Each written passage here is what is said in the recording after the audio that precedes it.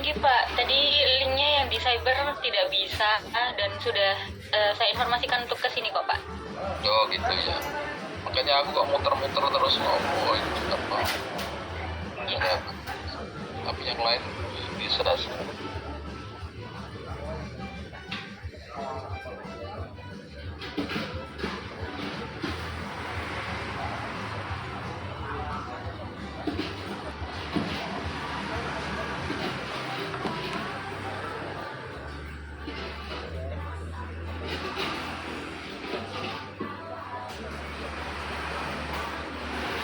Bisa ya ini ya, bisa terbaca ya. Bisa Pak, bisa Pak. Oke, kita awali aja ya kuliah kita hari ini. Jadi kebetulan tadi ada surat rektor ya, kita harus 4 hari pakai online semua, nggak bisa offline. Jadi mulai hari ini kita coba online. Jadi kemarin aku kemarin terganggu ya, jadi nggak bisa maksimal. Semoga hari ini nggak seperti kemarin ya. Jadi hari ini kita akan mencoba menjelaskan tantangan dan problema perkotaan ya di Indonesia ya. Mungkin teman-teman juga sudah paham. Jadi nanti mungkin minggu yang ketiga kita akan cerita tentang tugas ya. Kita kasih satu tema, teman-teman nanti merefleksi apa studi-studi kasus di berbagai negara yang mungkin akan beda satu dengan yang lain.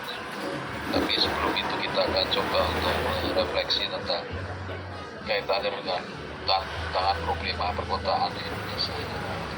Tapi sebelum itu kita coba sedikit jelaskan apa kota itu kan ya. Mungkin teman-teman juga sudah tahu juga kota itu mungkin dalam bahasa Inggris ya urban itu. Tapi dalam bahasa Latin disebut dengan urbanus ya. Artinya apa? Artinya adalah karakteristik yang terkait dengan kota. Makna kota itu akhirnya menjadi lebih luas ya, tidak hanya terbatas pada wadah saja atau karakteristik kota, namun karena berbicara karakteristik maka tidak sekedar wadah ya, namun lebih dari itu ya, ini maknanya adalah ruang beserta kompleksitas dan dinamika di dalamnya. Jadi ada ruang kota kan, politik ruang kota, jadi kompleksitas macam-macam ya, dan urbanisasi ini dan yang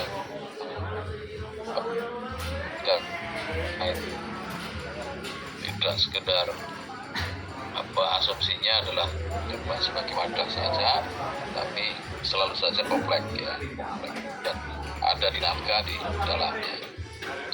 Nah, saya coba untuk mengangkat pandangannya Mills ya, dan Short, dan nanti teman-teman juga bisa merefleksi yang lainnya. Jadi kota ini selalu didefinisikan merupakan daerah dengan teritori besar ya, jadi wilayah yang besar, selalu aja penduduk padat, sifatnya adalah otonom, selalu saja sebagai pusat perdagangan dan transportasi, dan juga sebagai garda terdepan pertahanan dan serta sentra manufaktur dan pembangunan budaya ya. Ini pandangan Mills, makanya tidak salah kalau kemudian urbanus itu dimaknai sebagai tidak sekedar wadah ya, tapi ruang-ruang yang terlihat beserta kompleksitasnya ya, dinamika di dalamnya. Misalnya contoh pandangan Mills, teritori besar itu jelas ada masalah, nanti penduduknya padat itu jelas ada persoalan juga. Bicara otonom di sebuah kota itu juga ada persoalan dan macam-macam lah. Ini kompleks sekali ya. Nah, ini aspek kota seperti itu. Mungkin nanti kita diskusikan yang berikutnya ya. Kemudian apa sih sebenarnya kalau kita sudah tahu kaitannya dengan aspek definisi kota itu ya, sebagai ruang ya kompleks dan dinamika. Dan secara teoritik juga kota itu dikarakteristikan menjadi 4 ya. Ini menurut pandangan Parilo ya. Karakteristik kota itu apa saja sebenarnya kalau kita melihat ini ada 4. Pertama adalah yang disebut dengan administrative function. Fungsi-fungsi administrasi itu maksudnya adalah sebagai ibu kota negara atau sebagai ibu kota provinsi. Ini adalah administratif function ya. Selalu saja kota bisa dipahami sebagai selalu melekat menjadi ibu kota, apakah ibu kota kabupaten, ibu kota provinsi, atau ibu kota negara ya. Ini fungsi-fungsi administrasi. Kemudian juga kalau berbicara pandangan si Parilo kan gitu ya. Yang kedua adalah karakteristik ekonomi. Sebenarnya tadi sudah disampaikan, cuma penekanannya adalah sebagian penduduk yang ada di situ adalah memiliki pekerjaan yang non pertanian. Jadi kalau kita berbicara perkotaan selalu saja mereka bukan bekerja di sektor pertanian. Itu intinya di karakteristik ekonomi. Kemudian fungsi-fungsi yang nature ya. Jadi berbicara nature kan berarti ya kota dalam arti yang fisik ya. Jadi eksistensi tentang jalan-jalan yang aspal, beraspal. Selalu saja kota selalu berpikirnya ada jalannya aspal enggak kan? Ternyata ada di situ motor supling, PDAM dan sebagainya, kemudian service dan sistem elektrik ya. Ini adalah fungsi-fungsi yang alami dari sebuah kota, itu selalu ada jalan, jembatan, listrik dan sebagainya ya. Ini yang dimaksudkan dengan kota. Cuma tinggal misalnya sistem elektrikalnya itu apakah itu di atas atau kemudian juga di bawah. Ini tergantung nanti kebijakan masing-masing perkotaan ya. Kadang-kadang bisa saja elektrik sistem itu kan, kalau kita berbicara PLN punya masih di udara, tapi ada yang sudah menjadi bagian dari satu kesatuan ya antara semerin, water supply dan elektrik sistem. Dan yang terakhir, kalau kita berbicara tentang perkotaan adalah populasi sebenarnya ya. Populasi dan kepadatan itu menjadi penting ya. Orang ya di dalam area berapa kilometer orang itu. Jadi kepadatan selalu saja dihitung dalam padatan per kilometer. Jadi itu menunjukkan kota atau tidaknya itu ada di situ, sehingga ini menjadi karakteristik kota yang population density itu menjadi semua perkotaan selalu saja menghitung kota itu sebenarnya dalam jarak sekian kilo itu sebenarnya dihuni berapa orang. Jadi tingkat kepadatan itu ada berapa, selalu saja ada di situ. Jadi kalau kita melihat karakteristik kota ya apapun seperti ini. Nah ini yang sehingga nanti kalau kita berbicara tentang jumlah penduduk misalnya selalu saja ada tingkatan kota itu sendiri. Dan kemarin kita melihat terakhir yang belum jadi akhirnya nggak jadi itu ada metropolitan, ada megapolis dan sebagainya ya, ada kota sedang, kota kecil dan sebagainya. Nah ini persoalannya adalah sebenarnya population density-nya ya, per kilometernya berapa, banyaknya penduduk itu akhirnya menyebabkan sebutannya adalah kota kecil, kota sedang atau macam-macam. Nah, ini gambaran karakteristik kota ya. Jadi nanti gambaran kota ya seperti itu dia yang adalah. Kemudian kira-kira kita misalnya di Indonesia administrative function IKN itu sebagai itu tugas ya, kira-kira besok itu.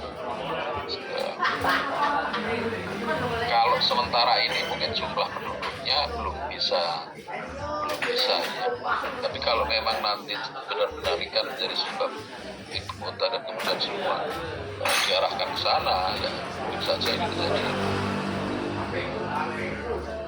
karakteristik kota baru kan gitu ya. Jadi kita melihat ya beberapa daerah dulu itu ada kabupaten yang kemudian ada pemekaran tapi kemudian tidak ada perpindahan penduduk sehingga kota itu menjadi hilang lagi. Ini terjadi banyak di beberapa daerah ya, di Papua kemarin kita temukan juga. Ini rencana menjadi kota mandiri tapi akhirnya nggak jadi. Jadi ini mau jadi kota mandiri juga nggak jadi. Nah, artinya penduduk itu menjadi sangat penting nanti sebenarnya kaitannya dengan sebuah kota yang berdiri atau tidaknya. Nah, pertanyaan saya sebenarnya dari teman-teman mungkin kira-kira dari keempat aspek karakteristik kota itu sebenarnya ya menjadi tadi kompleksitas di perkotaan itu sebenarnya ada di mana sih sebenarnya? Dan dinamika yang paling tinggi kalau kita berbicara perkotaan itu kira-kira ada di mana? Mungkin ada teman yang bisa membantu. Mas Maulana Farhan kira-kira. Oke Pak Bin. Ya kira-kira apa Mas? Sepertinya kalau bicara tentang karakteristik kota mungkin yang lebih dominan menurut saya itu yang ekonomi karakteristik karena memang tipenya kan memang bukan non agrikultur ya, jadi dan kita mengenal istilah hanya urbanisasi mencari itu ya sederhananya memang mencari penghidupan yang lebih layak memang fungsinya sebenarnya lebih ekonomi karakteristiknya ini Yang lebih kompleks ya. lebih kompleks. Ya. Mungkin ada kawan lain yang bisa menunjukkan satu contoh gitu, kota mana yang bisa menunjukkan ini karakteristik kita yang sangat makron yang sangat apa lah dinamikanya sangat tinggi ya dari karakteristik ini kira-kira ya Pak.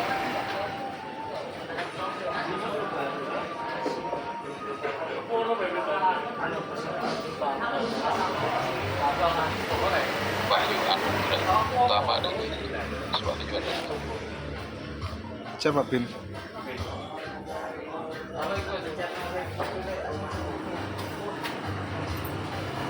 Mas Prastio enek gak ini dosa